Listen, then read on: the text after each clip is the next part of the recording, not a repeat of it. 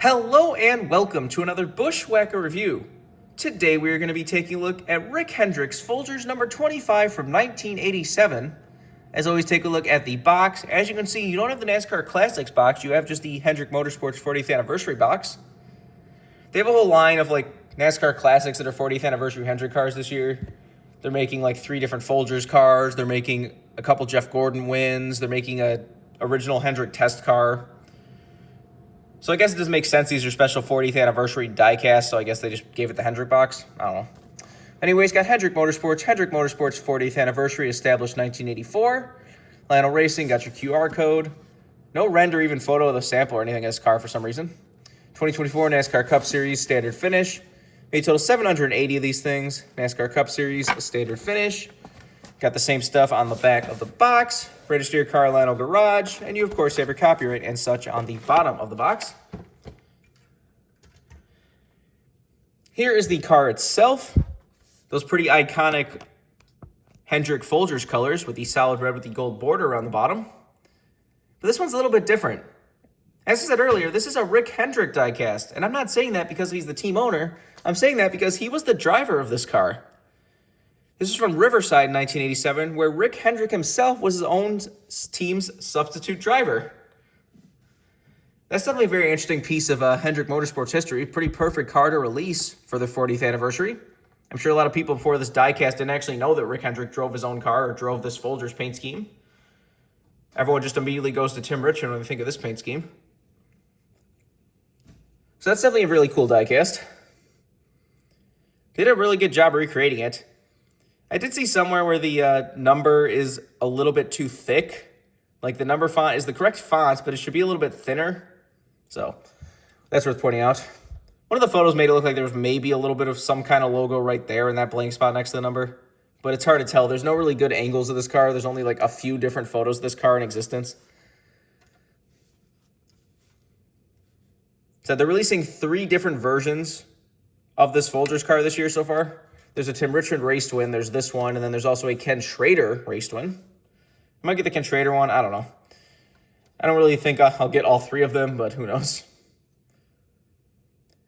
The Ken Schrader and this one definitely have a little bit better of a story than just a Tim Richmond win, because everyone knows Tim Richmond in this Folgers car.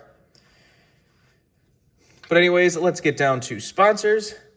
On the hood, you have T.G. Shepherd's Coffee Machine and Folgers.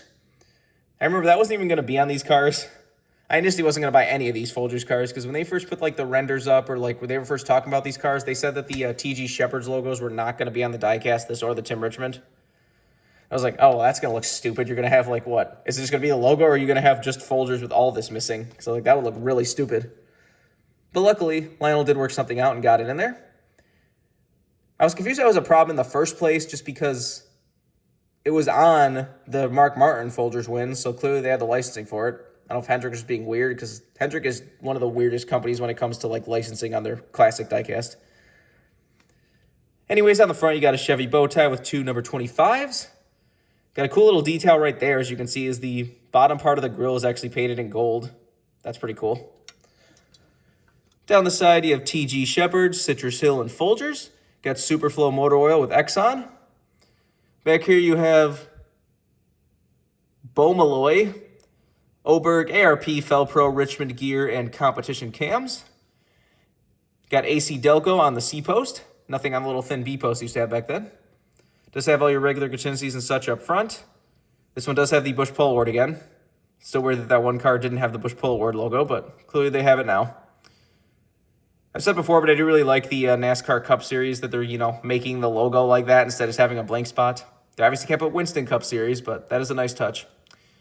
Cool to get the old Gatorade logo. That seems like one of those companies that would be weird about licensing old cars. You see it does have a rookie stripe on the back. Got Folgers, 2 number 25s again. Got AC Delco spark plugs on the deck lid again. This is number, it's hard to see on the red, 619. Got the same stuff down the other side as usual. Take a look under the hood. If it wants to open. Come on, there you go. Pretty stiff hood. Usually these old cars have the super loose hoods. Got nothing under there. There's the old engine detail if you want to see that. This does still have a deck lid. Got your typical fuel cell and such back there. This is long before the day of roof flaps. And there's the inside of the car if you want to see that. As you can see, the entire chassis of the car is painted in that kind of dark Folgers red. That looks really cool. Like I said, just a really cool diecast. This is definitely a perfect release for the Hendrick Motorsports 40th Anniversary Collection. There are more team owners that have raced cars than a lot of people know. Like, a lot of people do know that, like, Richard Childress raced for a while before he was just a team owner. Roger Penske even raced for a little bit while before he was a team owner. I would love to get a diecast of the, it was Roger Penske, was a Pontiac something in, like, the 60s. I believe they either found the original car or they just made one. But there is one of those in the Penske Museum nowadays. It's like a Pontiac something. It's just like a solid black car. But that'd be cool to have too. But like I said, this is definitely an interesting car for any Hendrick fans out there. Always cool to get something from the team owner himself. If you want this card as a brand new release, you can get it right now. This is such a unique car that I would not be surprised if this thing gets rare. I wouldn't be surprised if all the Folgers cars get rare, even though they are making like 3 of the same paint scheme. But remember, for all of your diecast needs, you can go to CircleBDiecast.com, and if you use the code BWhack, you get $5 off shipping on any order over $30. So go check that if you want anything. But I think I'm going to change all there is to say. This has been a review of Rick Hendrick's Folgers number 25 from 1987. Hope you enjoyed, and thanks for watching.